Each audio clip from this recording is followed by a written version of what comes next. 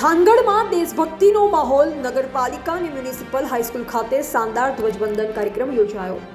આજે 26 જાન્યુઆરી 77માં પ્રજાસત્તાક પર્વની સમગ્ર દેશ સાથે થાનગઢમાં પણ ઉત્સાહભેર ઉજવણી કરવામાં આવી હતી। થાનગઢ નગરપાલિકા તેમજ મ્યુનિસિપલ હાઈસ્કૂલના સંયુક્ત ઉપક્રમે ભવ્ય ધ્વજવંદન અને સાંસ્કૃતિક કાર્યક્રમનું આયોજન કરવામાં આવ્યું।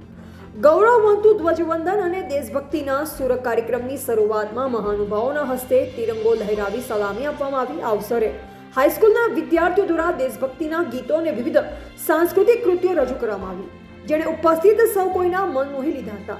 દેશ માટે બલિદાન આપનાર શહીદોને યાદ કરી વાતાવરણ દેશભક્તિમય બની ગયું।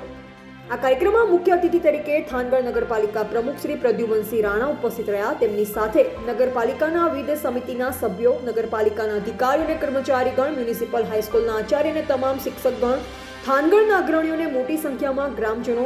નગરપાલિકા પ્રમુખ પ્રદ્યુમનસિંહ રાણાએ પ્રાસંગિક ઉદ્બોધનમાં સૌ નગરજનોને પ્રજાસત્તાક પર્વની શુભેચ્છા પાઠવી અને શહેરના વિકાસમાં સહભાગી થવા આહવાન કર્યું। કાર્યક્રમના અંતે વિદ્યાર્થીઓને પ્રોત્સાહિત કરવામાં આવ્યા હતા। રાણા પ્રદ્યુમનસિંહ દેવભા, થાનગઢ નગરપાલિકા પ્રમુખ।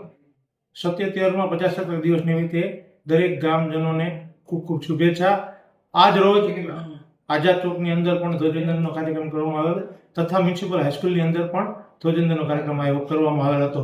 આ કાર્યક્રમની અંદર ગ્રામજનો તથા નગરપાલિકાના દરેક સદસ્યો તથા શિક્ષકગણો દ્વારા સુંદર કાર્યક્રમ કરવામાં આવેલ હતા અને સાંસ્કૃતિક કાર્યક્રમ દ્વારા નાના બાળકોએ ખૂબ સુંદર પ્રવૃત્તિઓ રજૂ કરેલ હતી તથા મ્યુનિસિપલ હાઈસ્કૂલે પણ એનસીસી પરેડ જેવા કાર્યક્રમ થયા હતા। આ કાર્યક્રમની અંદર બોર્ડર ઉપરથી આવેલા અમારા ભાવેશભાઈ રાજે પણ ઉપસ્થિત રહેલા હતા, જે અમને પ્રોત્સાહિત કર્યા હતા થાન ગ્રામજનોને, અને આ કાર્યક્રમ ખૂબ સુંદર રીતે ઉજવવામાં આવ્યા હતા।